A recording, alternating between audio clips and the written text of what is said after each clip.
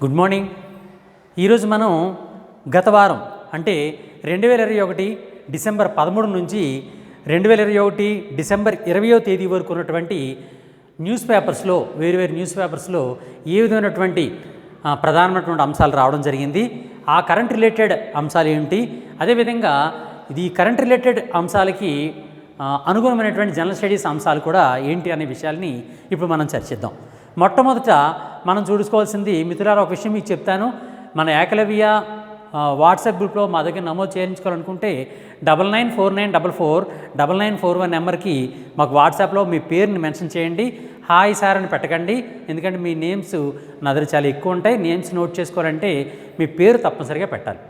సరే, గత వారంలో ప్రధానమైనటువంటి అంశాల్లో ఏంటి అంటే, భారతదేశానికి సంబంధించినటువంటి, ఆసియాకు సంబంధించినటువంటి, చైనాకు సంబంధించినటువంటి ఆర్థిక అభివృద్ధి రేటు మీద ఒక రిపోర్ట్ రావడం జరిగింది. ఈ రిపోర్ట్ అనేది ఏ విధంగా వచ్చింది, దానిలో ఏ విధమైనటువంటి అంశాలు ఉన్నాయి అనే అంశాలని ఒకసారి చూద్దాం. దీనిలో ఏం చెప్పానంటే, నేను ఏషియన్ డెవలప్మెంట్ బ్యాంక్ యొక్క ఏషియన్ డెవలప్మెంట్ అవుట్లుక్ రిపోర్ట్ అనేటటువంటి రిపోర్ట్ని ఇవ్వడం జరిగింది. ఇది చాలా ప్రధానమైనటువంటి అంశము. అంటే తెలంగాణలో కానీ ఆంధ్రలో కానీ వచ్చే భవిష్యత్ ఎగ్జామ్స్లో తప్పనిసరిగా ఈ అంశం మీద మనం తప్పనిసరిగా క్వశ్చన్లు రావడానికి అవకాశం ఉంటుంది. అదేంటి అంటే, ఏషియన్ డెవలప్మెంట్ బ్యాంక్ రిలీజ్ చేసినటువంటి ఏషియన్ డెవలప్మెంట్ అవుట్లుక్ రిపోర్ట్. ఈ ఏషియన్ డెవలప్మెంట్ అవుట్లుక్ రిపోర్ట్లో 3 అంశాలు మనం ప్రధానంగా చర్చించాల్సి ఉంటుంది. అవేంటంటే, ఒకటి ఏషియా అంటే ఆసియా ఖండానికి సంబంధించినటువంటి మొత్తం గ్రోత్ రేట్ ఎంత ఉంటుందని ఈ ఏషియన్ డెవలప్మెంట్ బ్యాంక్ యొక్క ఏషియన్ డెవలప్మెంట్ అవుట్లుక్ రిపోర్ట్ తెలియజేసింది అనేటువంటి ప్రశ్న చూసుకోవాలి. అదేవిధంగా మనకి కంపీట్ అయినటువంటి ప్రధాన దేశమైనటువంటి చైనా యొక్క గ్రోత్ రేట్ చూసుకోవాలి. అలాగే భారతదేశం సంబంధించినటువంటి అంచనాలని కూడా ఈ రిపోర్ట్లో ఏం తెలియజేసింది అనే అంశాలు 3 అంశాలు కూడా మనకి చాలా జాగ్రత్తగా మనం చూసుకోవాల్సిన అవసరం ఉంటుందన్నమాట. దానిలో భాగంగా ప్రశ్న ఎలా వస్తుంది అనేది కూడా మీకు చెప్పడం జరిగింది.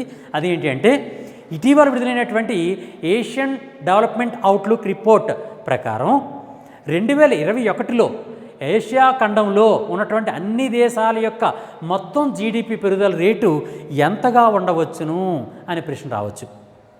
అది ఎంత అంటే 7%.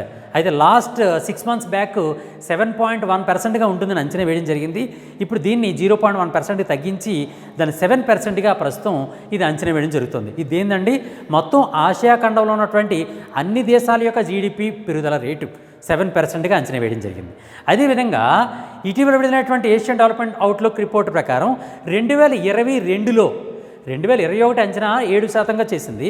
2022లో ఆసియా మొత్తం అన్ని దేశాల యొక్క జీడిపి పెరుగుదల రేటు ఎంతగా ఉంటుందని ఎక్స్పెక్ట్ చేయడం జరుగుతోంది అంటే 5.3%గా అంచనా వేయడం జరుగుతుంది.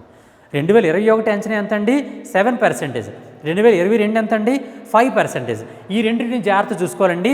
అది 7%, ఇది 5.3%. ఈ రెండింటిని మనం జాగ్రత్తగా గుర్తుంచుకోండి. ఇప్పుడు ఆ రెండు కంప్లీట్ అయిపోయాయి కాబట్టి ఇప్పుడు చైనా గురించి మాట్లాడుకుందాం. నేను ఆల్రెడీ చెప్పాను కదా, చైనా గురించి, ఇండియా గురించి కూడా మనం చూసుకోవాలి. ఈ రిపోర్ట్ ప్రకారమే, అంటే ఏషియన్ డెవలప్మెంట్ అవుట్లుక్ రిపోర్ట్ ప్రకారం 2021లో చైనా యొక్క జీడిపి ఎంతగా ఉండొచ్చు అంటే 8%గా ఉంటుందని అంచనా వేయడం జరిగింది. 8%. అదేవిధంగా 2022లో చైనా యొక్క అభివృద్ధి 5.3%గా ఉంటుందని ఈ ఏషియన్ డెవలప్మెంట్ బ్యాంక్ యొక్క ఏషియన్ డెవలప్మెంట్ అవుట్లుక్ రిపోర్ట్ అనేది తెలియజేయడం జరిగింది. ఇక్కడ మీరు జాగ్రత్త గమనిస్తే, ఏషియా మొత్తం అన్ని దేశాలకు సంబంధించినటువంటి 2021 7% అయితే 2022 5.3%. అలాగే చైనా ఒక్కటే చూసుకున్నట్లయితే, చైనాది 2021లో 8%, 2022లో 5.3% చూసుకోవచ్చు. నెక్స్ట్, ఇప్పుడు మనకు కావాల్సిన పాయింట్ ఏంటి అంటే ఇండియాకి సంబంధించిన రిపోర్ట్ని ఒకసారి చూద్దాం. ఇండియా, భారతదేశానికి సంబంధించి ఏ విధమైనటువంటి రిపోర్ట్ ఉందో ఒకసారి చూద్దాం. 2021 సంవత్సరంలో ఈ ఏషియన్ డెవలప్మెంట్ అవుట్లుక్ రిపోర్ట్ ప్రకారం 2021 సంవత్సరంలో భారతదేశం యొక్క మొత్తం అభివృద్ధి ఎంతగా ఉండడానికి అవకాశం ఉంది, జీడిపి పెరుగుదల రేటు అంటే 9.7%గా ఉండడానికి అవకాశం ఉందని ఈ బ్యాంకు తెలియజేయడం జరిగిందండి.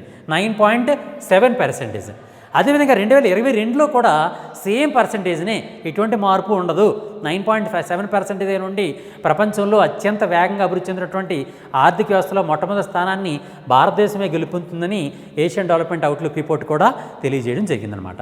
అయితే ఇక్కడ మనం ఇప్పుడు ఏషియన్ డెవలప్మెంట్ అవుట్లుక్ రిపోర్ట్ గురించి, ఏషియన్ డెవలప్మెంట్ బ్యాంక్ గురించి కూడా కొన్ని అంశాలు మీకు తెలియజేస్తానండి. అదేంటంటే ఆయా దేశాల యొక్క సామాజిక ఆర్థిక పరిస్థితుల్ని అంచనా వేస్తూ ప్రతి సంవత్సరం కూడా ఏషియన్ డెవలప్మెంట్ అవుట్లుక్ అనే పేరుతో ఏ సంస్థ రిపోర్ట్ని విడుదల చేస్తుంది అనే ప్రశ్న రావడానికి అవకాశం ఉంటుంది. ఈ ఈ ఈ రిపోర్ట్లో ఎవరు తెలియజేస్తారు అనేటటువంటిది కూడా ఇంపార్టెంట్. అది ఎవరు అంటే ఏషియన్ డెవలప్మెంట్ బ్యాంక్, దాన్ని ఏడీబీ అని కూడా పిలుస్తుంటారు. ఏడీబీ అంటే ఏషియన్ డెవలప్మెంట్ బ్యాంక్. ఈ ఏషియన్ డెవలప్మెంట్ బ్యాంక్ గురించి కొన్ని ప్రధానమైనటువంటి జనరల్ స్టడీస్ అంశాలు అందిస్తాను మీకు. అదేంటంటే ఈ ఏషియన్ డెవలప్మెంట్ బ్యాంక్ అనేది ఎప్పుడు ఏర్పాటు చేయబడింది అంటే 1966 డిసెంబర్ 19వ తేదీన ఈ ఏషియన్ డెవలప్మెంట్ బ్యాంక్ అనేది ఏర్పాటు చేయడం జరిగింది 1966 డిసెంబర్ 19వ తేదీన. అయితే ఈ ఏషియన్ డెవలప్మెంట్ బ్యాంక్ యొక్క headquarters, where are the headquarters of Asian development bank అంటే ఇట్స్ దేర్ ఇన్ ఫిలిప్పైన్స్లోని మనీలాలో ఈ ఏడీబీ బ్యాంక్ యొక్క హెడ్ క్వార్టర్స్ అనేవి ఉండడం జరిగింది. ఏడీబీలో ప్రస్తుతం ఉన్నటువంటి సభ్య దేశాలు 68 సభ్య దేశాలు ఉన్నాయండి. 68 దానిలో ఉన్నటువంటి మెంబర్ స్టేట్స్, ఏడీబీలో ఉన్నటువంటి మెంబర్ స్టేట్స్ ఏంటండి 68. అది ప్రస్తుతం ఏడీబీ యొక్క అధ్యక్షుడు, who is the president of ADB, president ఎవరు అంటే జపాన్కి చెందినటువంటి మత్సుత్సుగు అసకావా. ఈ మత్సుత్సుగు అసకావా ఆయన జపాన్కి చెందిన వ్యక్తి. ఈయనే ప్రస్తుతం ఏడీబీకి అధ్యక్షులుగా ఉంటారు. సాధారణంగా జపాన్కి చెందినటువంటి వ్యక్తులే ఎక్కువగా ఏడీబీ యొక్క అధ్యక్షులుగా ఉంటారు. ఎందుకంటే జపాన్కి ఏడీబీలో అత్యధికమైనటువంటి షేర్ ఉండడం జరిగింది. దాని వాటా, ఏడీబీలో వాటా అత్యధికంగా ఉన్నటువంటి దేశం ఏది అంటే జపాన్. అందువల్ల ఏడీబీ ప్రెసిడెంట్గా జపాన్ వాళ్ళే ఎక్కువగా అవుతూ ఉంటారనమాట. ఇప్పుడు 2016 డిసెంబర్ 31 వరకు ఈ ఏడీబీ యొక్క రిపోర్ట్ అంటే ఏడీబీ యొక్క వాటాల గురించి మనకి సమాచారం అందుబాటులో ఉందండి. దాని ప్రకారం తెలియజేస్తే ఏడీబీలో అత్యధికంగా వాటా కలిగిన దేశం ఏది అంటే జపాన్. ఇంచుమించుగా 15% అంటే 15.677% జపాన్ కలిగి ఉంది. దాని తర్వాత యూఎస్ఏ సమానంగా ఇంచుమించుగా రెండవ స్థానంలో ఉండి 15.567% యూఎస్ఏ కలిగి ఉంది. మూడో స్థానంలో చైనా కలిగి ఉంది. చైనాకి 6.4% ఉంది. నెక్స్ట్ 4వ స్థానంలో భారత్, ఇండియా కలిగి ఉంది. ఇక్కడ ఈ పాయింట్ మనకి చాలా ఇంపార్టెంట్ అండి. జపాన్ అనేది మొట్టమొదటి స్థానం, USA second place, China third place, Bharat, India అనేది 4th ప్లేస్లో ఉంది. 5th పొజిషన్లో ఆస్ట్రేలియా 5.8%గా ఉంది. భారతదేశానికి 6.3% ఉంది. ఈ పాయింట్ మాత్రం ఒకసారి కంపారిజన్లో ఒకసారి క్వశ్చన్ అడిగాడండి గ్రూప్ 1లో. కంపారిజన్ తెలియజేయమని అంటే జతపరచుము, మ్యాచ్ ది ఫాలోయింగ్ అనే దాన్ని ఇలా ఇవ్వడం జరిగిందనమాట. అందువల్ల దీన్ని మీకు అందించడం జరుగుతుంది. అలాగే ఏడీబీకి మనం ఆల్రెడీ చెప్పుకున్నామండి. ఏడీబీకి ప్రస్తుతం అధ్యక్షుడు మత్సుత్సుగు అసకావా అని చెప్పుకున్నాం, జపాన్కి చెందిన వ్యక్తి. అది ఏడీబీకి మొట్టమొదటి అధ్యక్షుడు ఎవరు అనే ప్రశ్న కూడా ఒకసారి రావడం జరిగిందండి, అందుకే మీకు ఇచ్చాను. అదేంటంటే తకేషి వాటనబే. ఈ తకేషి వాటనబే కూడా జపాన్కి చెందిన వ్యక్తే. ఇతను ఏడీబీ యొక్క మొట్టమొదటి అధ్యక్షుడు.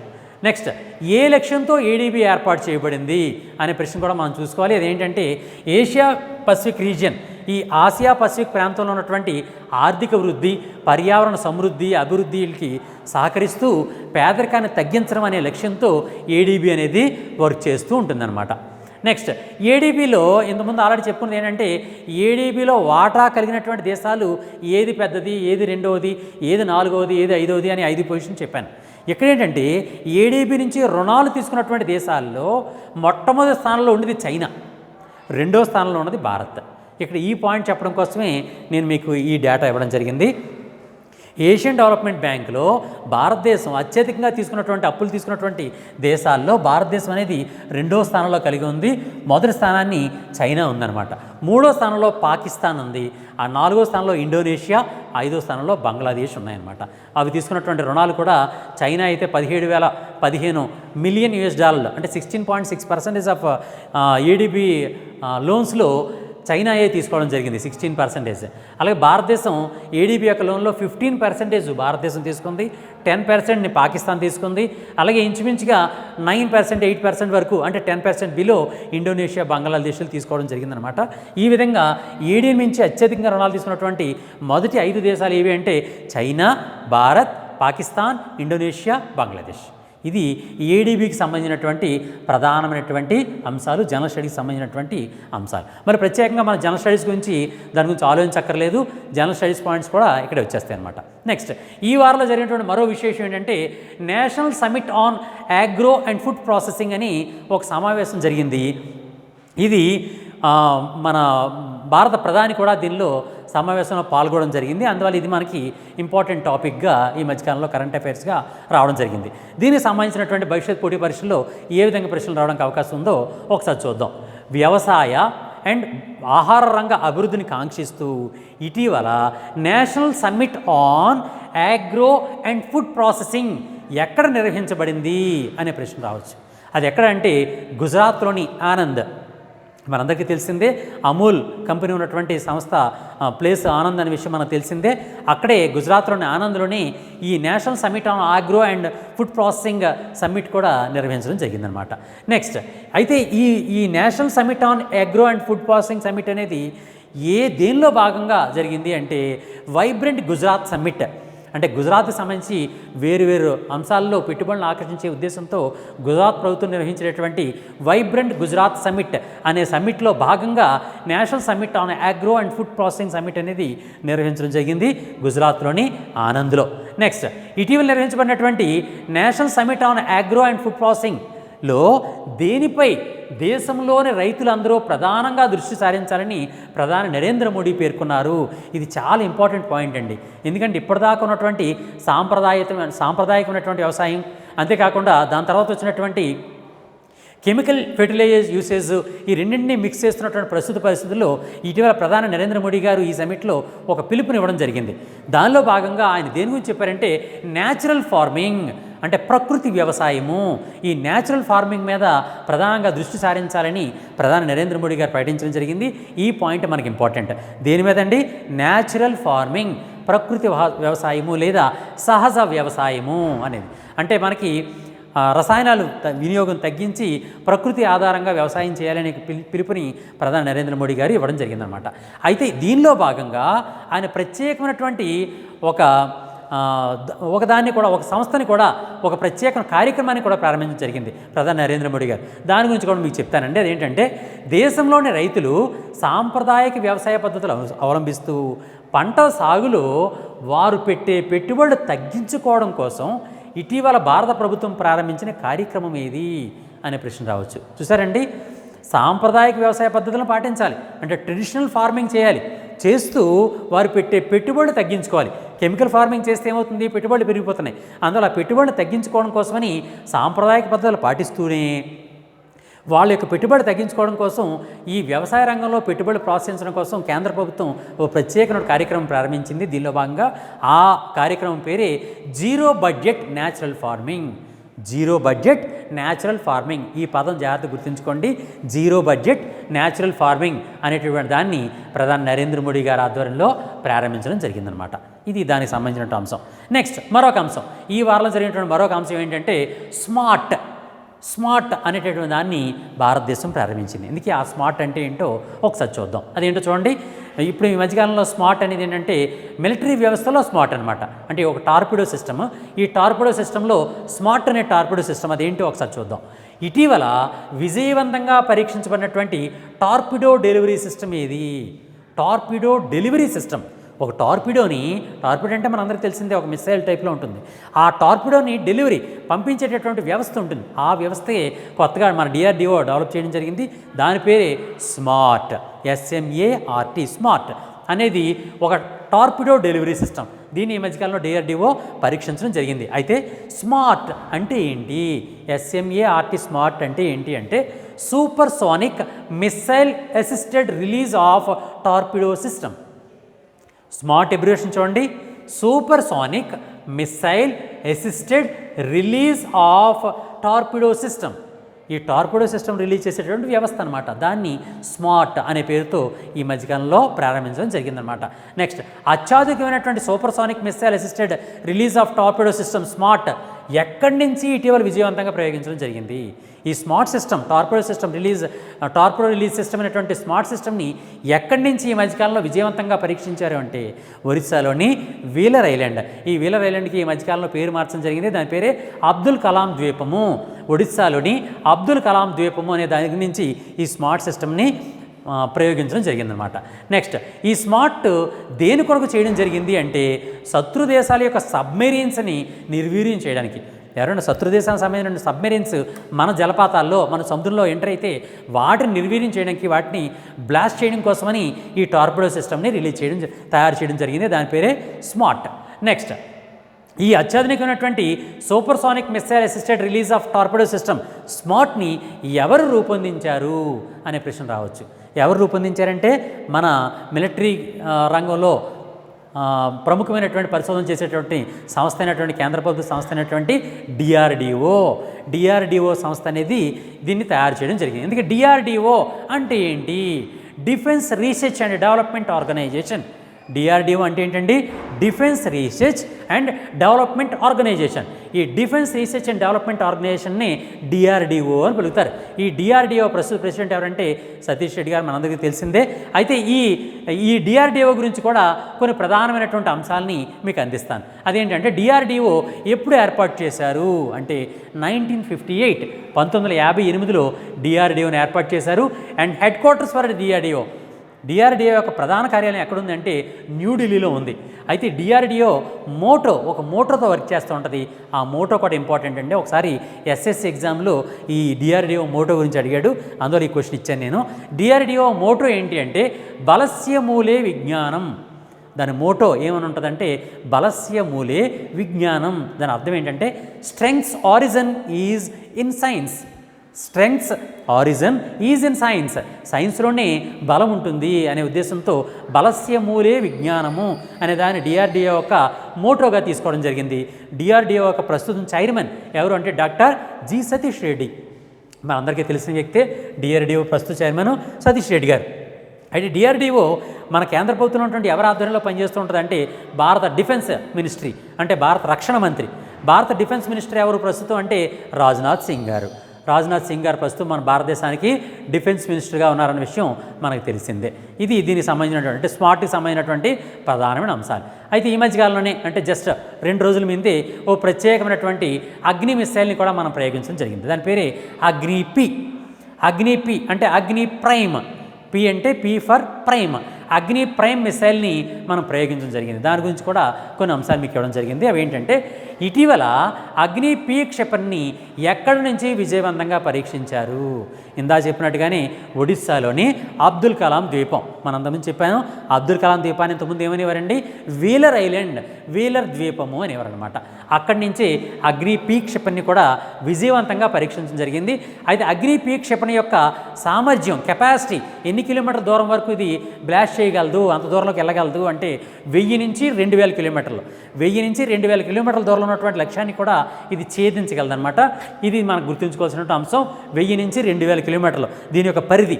నెక్స్ట్, అగ్ని పి క్షిపణిని ఇది రెండోసారి పరీక్షించడం. అయితే మొదటిసారి ఎప్పుడు పరీక్షించారు అంటే 2021 జూన్ 28వ తేదీన మొదటిసారి పరీక్షించారు.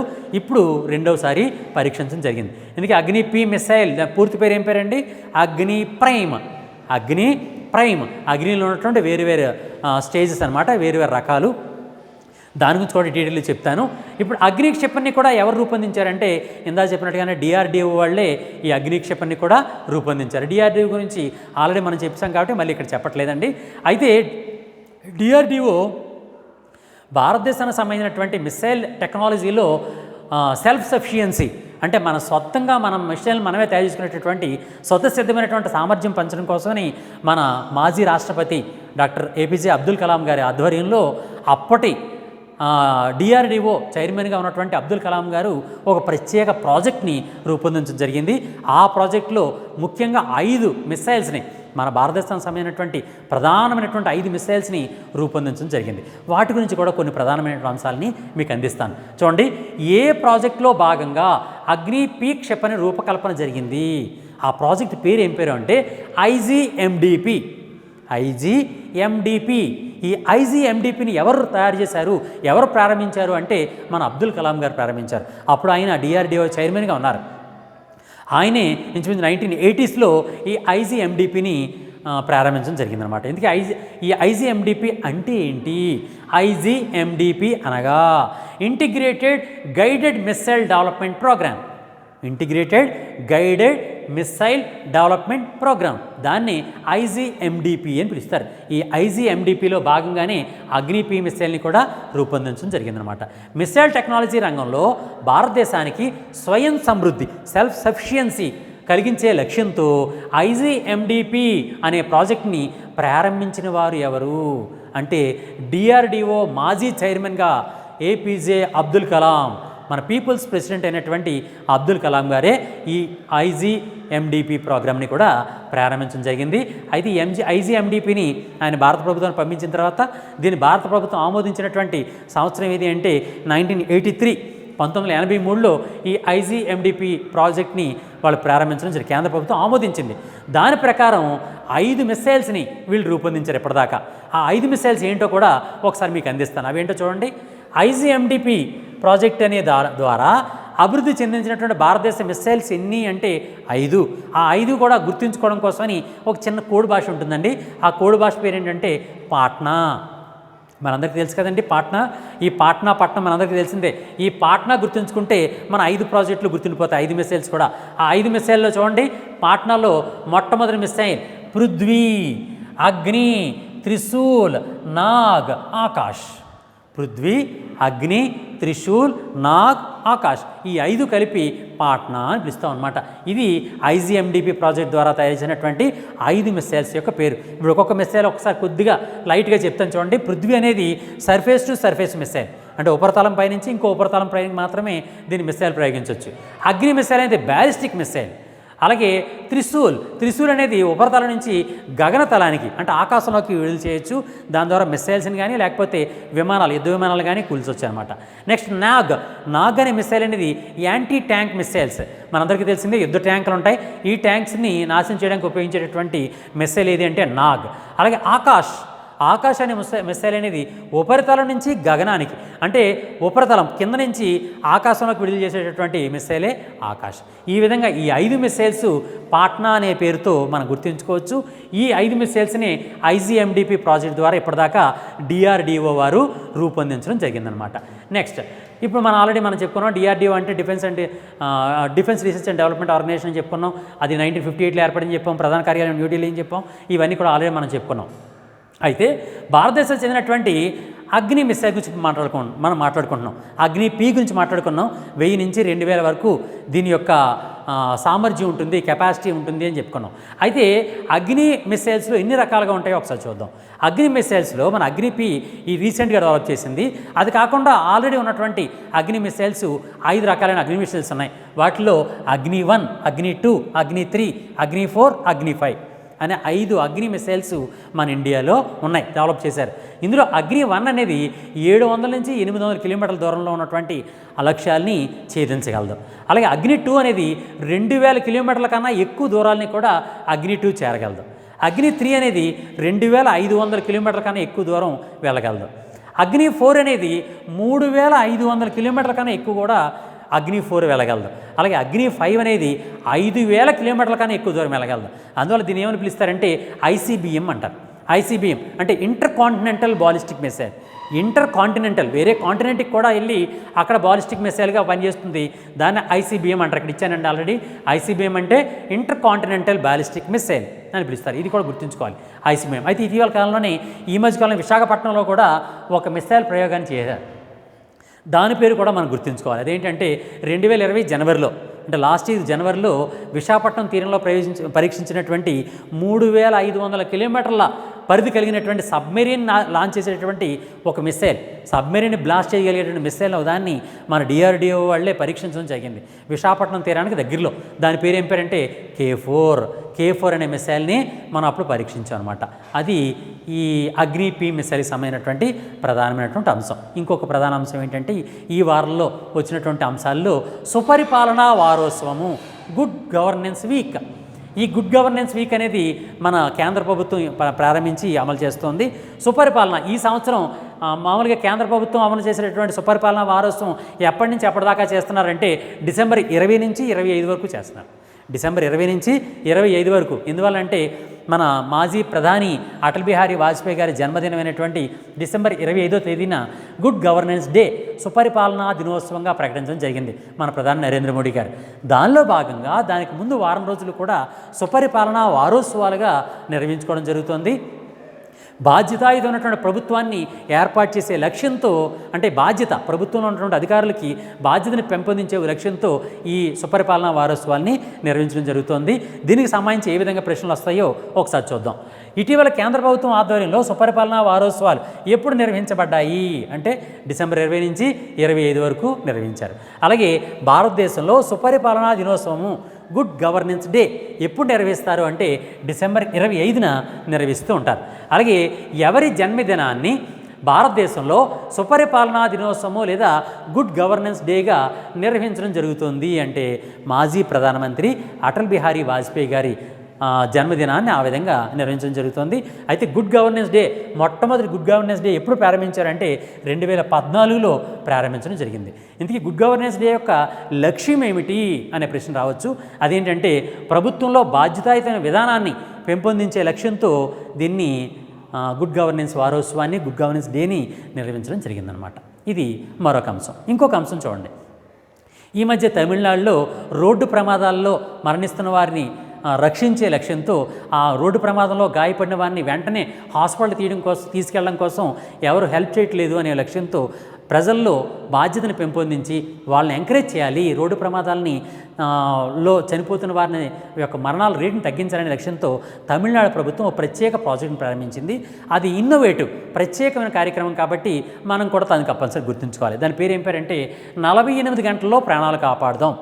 అది తెలుగులో అయితే 48 గంటల్లో ప్రాణాలు కాపాడదాం అనేటటువంటి పథకం. ఈ పథకాన్ని ఎవరు ప్రారంభించారంటే తమిళనాడు ప్రభుత్వం ప్రారంభించింది. ఏ లక్ష్యంతో అంటే రోడ్డు ప్రమాదాల్లో గాయపడిన వారిని వెంటనే హాస్పిటల్కి తీసుకెళ్ళాలని అనే లక్ష్యంతో ప్రారంభించారు. ఎవరైతే రోడ్డు ప్రమాదంలో గాయపడిన వారిని హాస్పిటల్కి తీసుకెళ్తారో వాళ్ళకి 5,000 రూపాయలు బహుమతి కూడా ఇవ్వడం జరుగుతుందన్నమాట ఈ పథకంలో భాగంగా. ఇప్పుడు దీని మీద ప్రశ్నలు ఏ విధంగా వస్తాయో చూడండి. ఏ రాష్ట్రంలో ఇటీవల 48 గంటల్లో ప్రాణాలు కాపాడదాం అనే ఒక వినూత్న పథకాన్ని ప్రారంభించడం జరిగింది అంటే తమిళనాడు. అలాగే ఏ లక్ష్యంతో తమిళనాడు రాష్ట్రంలో 48 గంటల్లో ప్రాణాలు కాపాడదాం అనే ప్రత్యేక కార్యక్రమాన్ని ప్రారంభించారంటే రోడ్డు ప్రమాదాల్లో గాయపడిన వారికి వెంటనే రక్షించే లక్ష్యంతో వాడిని ఆ కార్యక్రమాన్ని ప్రారంభించడం జరిగింది. ఇందుకు తమిళనాడులో ఆ కార్యక్రమం యొక్క అసలు పేరు ఏం పేరు అంటే నమ్మై కాక్కుం 48 అంటే 48 గంటల్లో ప్రాణాలు కాపాడదాం అనే తెలుగు పదానికి తమిళంలో ఉన్నటువంటి వాళ్ళ యొక్క కార్యక్రమం యొక్క పేరు ఏం పేరు అంటే నమ్మై కాక్కుం 48 నమ్మై కాక్కుం 48. ఈ నమ్మై కాక్కుం 48 అనేది తమిళనాడులో ప్రారంభించినటువంటి ప్రమాదాల నుంచి గాయపడిన వారిని రక్షించడం కోసం వెంటనే హాస్పిటల్కి జాయిన్ చేసే వారికి ప్రోత్సాహకాలు అందించేటువంటి కార్యక్రమం అనమాట. అందుకే ఆ విధంగా నమ్మై కాక్కుం 48లో భాగంగా తమిళనాడు రాష్ట్రంలో రోడ్డు ప్రమాదంలో గాయపడిన వారిని వెంటనే హాస్పిటల్కి తీసుకెళ్తే ఆ తీసుకెళ్లిన వారికి ప్రోత్సాహకంగా ఎంత అమౌంట్ ఇస్తారు అంటే 5,000 రూపాయలని ఇవ్వడం జరుగుతుందన్నమాట. ఓకేనండి, ఇదొకటి. నెక్స్ట్ ఇంకో ప్రోగ్రాం చూడండి, ఇంకొక వార్త. అదేంటంటే ఈ వారంలో వచ్చినటువంటిది యునెస్కో ప్రపంచ వారసత్వ సంపదగా రామప్ప దేవాలయం. మనకందరికీ తెలిసింది తెలంగాణలోని ములుగు జిల్లాలో రామప్ప దేవాలయం ఉందనే విషయం మనకు తెలిసిందే. మన తెలంగాణలో ఉన్నటువంటి ఈ రామప్ప దేవాలయం అనేది ఈ మధ్య యునెస్కో యొక్క వరల్డ్ హెరిటేజ్ సెంటర్గా గుర్తింపు పొందిందనమాట. ఇప్పుడు ఈ వరల్డ్ హెరిటేజ్ సైట్గా గుర్తింపు పొందినటువంటి రామప్ప దేవాలయం గురించి ఎటువంటి ప్రశ్నలు రావడానికి అవకాశం ఉందో ఒకసారి చూద్దాం. ఇటీవల ప్రపంచ వారసత్వ సంపదగా గుర్తింపు పొందినటువంటి తెలంగాణ రాష్ట్రంలో ఉన్నటువంటి ఆలయం ఏది అనే ప్రశ్న రావచ్చు. అది రామప్ప దేవాలయం. ఇందుకే ఆ తెలంగాణలో ఉన్నటువంటి రామప్ప దేవాలయం ఎక్కడ ఉంది, ఏ జిల్లాలో ఉంది అంటే తెలంగాణలోని ములుగు జిల్లాలో ఉంది. అయితే ఈ రామప్ప దేవాలయం ఉన్నటువంటి మరో పేరు కూడా ఉంది. అదేంటంటే కాకతీయ రుద్రేశ్వర ఆలయం. కాకతీయ రుద్రేశ్వర ఆలయం లేదా రామప్ప దేవాలయం అని కూడా దీన్ని పిలుస్తూ ఉంటారు. ఇందులో ప్రధానంగా పూజలు అందుకుంటున్నవారు ఎవరంటే మహాశివుడు, పరమేశ్వరుడు ఈ దేవాలయంలో పూజలు అందుకుంటుంటారు. దీన్ని కాకతీయ చక్రవర్తి కాలంలో గణపతిదేవ మహారాజు కాలంలో రేచల రుద్రుడు అనేటటువంటి వ్యక్తి దీన్ని నిర్మించడం జరిగింది. దానికి సంబంధించిన ప్రశ్నలు కూడా ఏ విధంగా వస్తాయో ఒకసారి చూద్దాం. ఇటీవల యునెస్కో గుర్తింపు పొందినటువంటి రామప్ప దేవాలయం ఎప్పుడు నిర్మించబడింది? ఎప్పుడు అంటే 1213 ఏడి, అంటే 1213 ఏడి. ఓకే, క్రీస్తు శకం 1213 అంటే 1213 అనమాట. 1213 ఏడిలో ఈ రామప్ప దేవాలయాన్ని నిర్మించడం జరిగింది. ఇందుకే రామప్ప దేవాలయంలో ఉన్నటువంటి ఏ విశిష్టతలు, ప్రత్యేకతలను బట్టి యునెస్కో ఈ వరల్డ్ హెరిటేజ్ సైట్గా దీన్ని గుర్తింపించింది అంటే దీనిలో 3 ప్రధానమైనటువంటి అంశాలు ఉన్నాయండి రామప్ప దేవాలయం యొక్క ప్రత్యేకతలు. అదేంటంటే పూర్తిగా ఇసుక శాండ్ మీదే ఆలయాన్ని నిర్మించడం ఒకటి. రెండోది నీటిలో తేలియాడే ఇటుకలతో గోపురం నిర్మించడం. గోపురం యొక్క ఇటుకలు అనేవి నీటిలో వేస్తే నీటిలో తేలుతూ ఉంటాయి. ఆ నీటిలో తేలేటటువంటి ఇటుకలు ప్రత్యేకంగా అప్పట్లో రూపొందించడం అనేది ఒక విచిత్రమైనటువంటి సంఘటన. ఆ విధమైనటువంటి ప్రత్యేకత ఉంది నీటిలో తేలియాడే ఇటుకలతో గోపురం నిర్మించడం. అలాగే మూడోది ఏంటంటే ఆలయ నిర్మాణానికి వాడినటువంటి ఆ రాయి ఉంది కదండి, ఆ రాయి మీద బ్లాక్ పాలిష్ ఉంటుంది. అది ఎప్పటికీ కూడా షేడింగ్ అవ్వలే, ఆ రంగు అనేది ఇప్పటికి కూడా పోలేదన్నమాట. ఆ విధంగా ఇన్ని వందల సంవత్సరాలు అయినప్పటికీ కూడా అటువంటి మార్పులు లేకుండా ఉంది. కాబట్టి ఈ 3 కారణాల కారణంగా దీన్ని వరల్డ్ హెరిటేజ్ సైట్గా యునెస్కో వాళ్ళు గుర్తించడం జరిగిందనమాట. ఇందుకు ఇంకొక అంశం చూడండి. ఇటీవల యునెస్కో ప్రపంచ వారసత్వ సంపదగా గుర్తించిన రామప్ప దేవాలయాన్ని ఎవరు నిర్మించారు అంటే క్రీస్తు శకం 1213లో గణపతి దేవుని కాలానికి చెందినటువంటి రేచర్ల రుద్రుడు, మనందరికీ తెలిసిన ఆయనే రేచర్ల రుద్రుడు. ఈ రేచర్ల రుద్రుడు ఈ రామప్ప దేవాలయాన్ని నిర్మించడం జరిగింది. అయితే ఈ రామప్ప దేవాలయంలో ప్రధానంగా పూజలు అందుకునేవారు ఎవరు అంటే మహాశివుడు.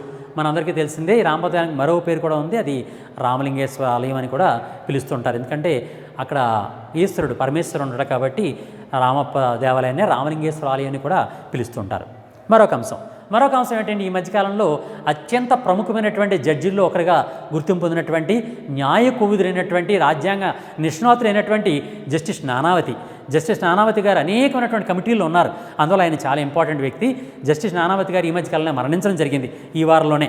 అందువల్ల ఆయన గురించి కూడా ఒకసారి మనం చూద్దాం. అంటే ఆయన గురించి మనం ప్రశ్నలు ఏ విధంగా రావచ్చు. ఫర్ ఎగ్జాంపుల్ ఆయన 1984లో సిక్కు అల్లర్లు అంటే ఇందిరాగాంధీ గారు చనిపోయిన సందర్భంలో ఢిల్లీలో ఉన్నటువంటి సిక్కు మతస్థులందరినీ కూడా చాలామందిని చంపడం జరిగింది. చాలామంది ఆ చంపడానికి ఎందుకు చంపారు, ఏ విధంగా చంపారు, ఏ విధమైనటువంటి చర్యలు తీసుకున్నారు అనే దాని మీద ఒక కమిటీని వేయడం జరిగింది. దాని మీద న్యాయ విచారణ కోసం ఆ కమిటీకి నానావతి గారే అధ్యక్షత వహించడం జరిగింది. అందులో నానావతి కమిటీ అంటే ఏంటంటే ఒకటి సిక్కు అలల మీద వేసినటువంటి కమిటీ నానావతి కమిటీ.